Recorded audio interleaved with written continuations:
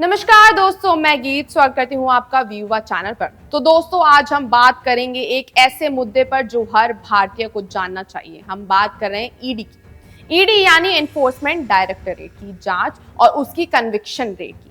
आपने अक्सर सुना होगा कि ईडी ने किसी बड़े नेता के घर रेड मारी, ईडी ने करोड़ों की संपत्ति जब्त कर ली, या ईडी ने किसी नेता को पूछताछ के लिए बुलाया। लेकिन क्या आपने कभी सोचा कि इतनी बड़े एक्शंस का असली नतीजा क्या होता है? बुधवार को सदन में minister of state of finance Pankaj Chaudhary प्रश्नकाल में कुछ चौंकाने वाले आंकड़े दिए। पिछले 10 सालों में ईडी ने 193 केस दर्ज किए, लेकिन सिर्फ 2 मामलों में सजा हुई, यानी ईडी की कन्विक्शन रेट सिर्फ 1% है। अब सवाल उठता है कि क्या ईडी की जांच कमजोर होती है? क्या भारत की लीगल प्रोसेस बहुत लंबी चलती है, या फिर ये सब किसी पॉलिटिकल स्ट्रैटेजी का हिस्सा है?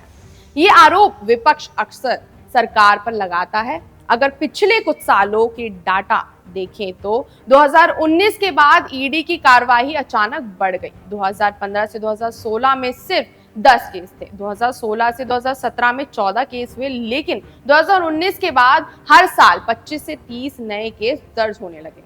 और इसके आंकड़े में हम सिर्फ एमपी, एमएलए, एमएलसी, मिनिस्टर की बात कर रहे हैं। अब ये सिर्फ इत्तेफाक है या इसके पीछे कोई स्ट्रैटेजी है? सुप्रीम कोर्ट ने भी कई बार ईडी की आलोचना की है। नवंबर 2023 पार्थ चटर्जी की जमानत याचिका पर सुनवाई के दौरान कोर्ट ने कहा ईडी की कन्विक्शन रेट बहुत खराब है, किसी को अनिश्चित काल तक जेल में नहीं रखा जा सकता। अगस्त 2024 एक अन्य केस में कोर्ट ने बताया कि ईडी ने 10 सालों में 5000 केस दर्ज किए, लेकिन सजा सिर्फ 40 मामलों में हुई।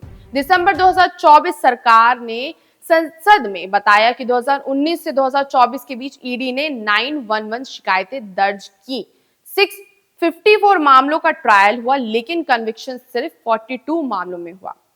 अगर हालिया मामलों को देखें तो ईडी की एक्टिविटी इलेक्शन के समय ज्यादा नजर आती है।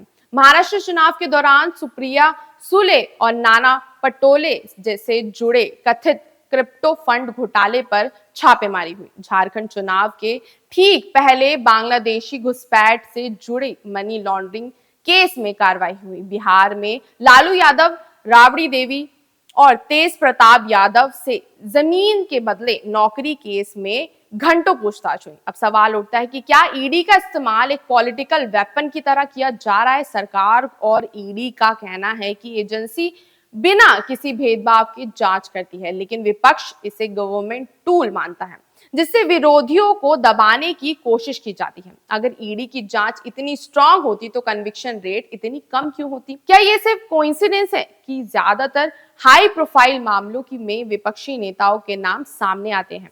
आपकी राय क्या है? क्या ईडी सही में न्यूट्रल एजेंसी की तरह काम कर रही है, या इसे एक पॉलिटिकल वेपन बना दिया गया है? आपको क्या लगता है, ईडी की कार्यवाही वाकई कानून और निष्पक्ष जांच के तहत हो रही है, या इसमें राजनीति खेली जा रही है? अपनी राय नीचे कमेंट में हमें जरूर बताएं। आपको ये वीडियो पसंद आए हो तो लाइक करें, शेयर करें और चैनल को सब्सक्राइब करना ना भूलें।